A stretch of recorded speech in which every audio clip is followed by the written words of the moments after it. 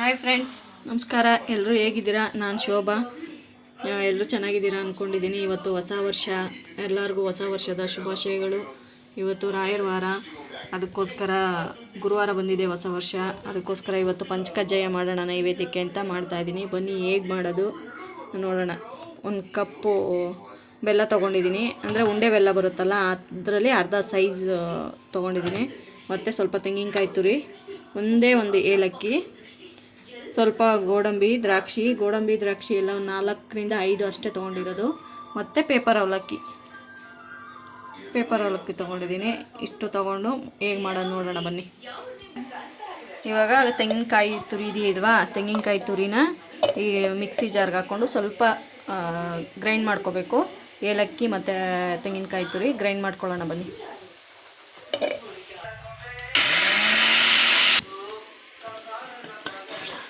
ನೋಡಿ, ಗ್ರೈಂಡ್ ಮಾಡಿ ಇಟ್ಕೊಂಡಿದ್ದೀನಿ. ಇವಾಗ ಬನ್ನಿ, ಈಗ ಒಂದು ಪಾತ್ರೆ ಇಟ್ಕೊಂಡು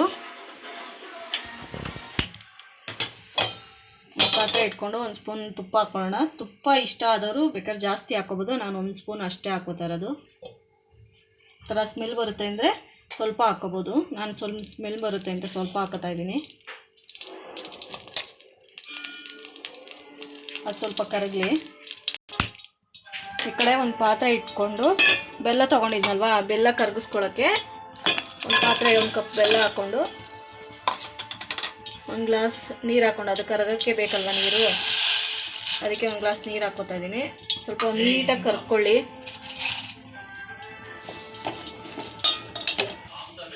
ತುಪ್ಪ ಎಲ್ಲ ಕರಗಿದೆ. ಇವಾಗ ಗೋಡಂಬಿ ದ್ರಾಕ್ಷಿ ಹಾಕ್ಕೊಂಡು ಫ್ರೈ ಮಾಡ್ಕೋತಾ ಇದ್ದೀನಿ.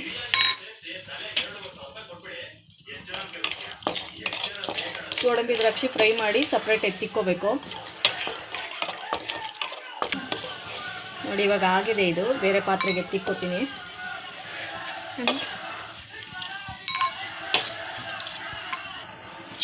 ಈಗ ಅವಲಕ್ಕಿ ಹಾಕ್ಕೊಂಡು ಸ್ವಲ್ಪ ಬಿಸಿ ಮಾಡ್ಕೋತಾ ಇದ್ದೀನಿ.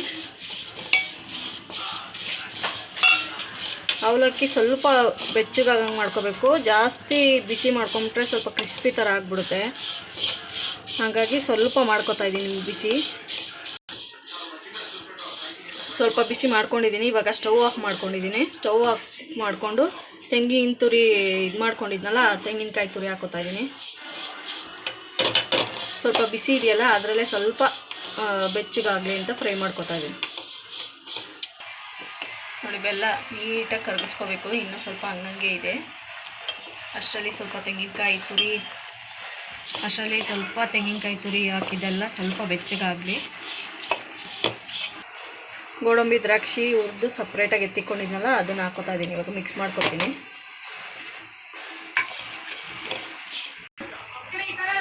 ಇದಾಗಿದೆ. ಇವಾಗ ಇದಕ್ಕೆ ಮಿಕ್ಸ್ ಮಾಡ್ಕೊಳ್ಳೋಣ.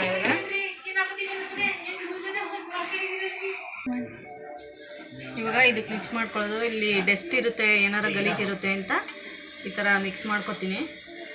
ಸೋಸ್ಕೊಂಡು ಹಾಕ್ಕೊಂಡ್ರೆ ಇನ್ನೂ ಒಳ್ಳೆಯದು.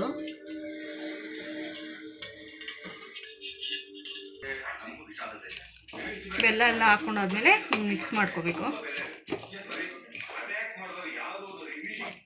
ನೋಡಿ, ಈ ಥರ ಪೂರ್ತಿ ನೀಟಾಗಿ ಮಿಕ್ಸ್ ಮಾಡಿದ್ರೆ ಈ ಥರ ಬರುತ್ತೆ ಕಲ್ಲರು ಎಲ್ಲ. ನೋಡಿ, ಇಷ್ಟು ಫೈನಲಿ ರೆಡಿಯಾಗಿದೆ ಪಂಚಕಜ್ಜಾಯ. ಪಾತ್ರೆಗೆ ಹಾಕೋತಾ ಇದ್ದೀನಿ ಎಲ್ಲ. ನೋಡಿ, ಹೊಸ ವರ್ಷಕ್ಕೆ ಹೊಸ ರೆಸಿಪಿ ಪಂಚಕಜ್ಜಾಯ. ನಾನು ಮಾಡೋ ವೀಡಿಯೋಸು ಇಷ್ಟ ಆದರೆ ಸಬ್ಸ್ಕ್ರೈಬ್ ಮಾಡ್ಕೊಳ್ಳಿ, ಲೈಕ್ ಮಾಡಿ, ಶೇರ್ ಮಾಡಿ, ಕಮೆಂಟ್ ಮಾಡಿ. Thank you. ಎಲ್ರಿಗೂ ಹೊಸ ವರ್ಷದ ಶುಭಾಶಯಗಳು.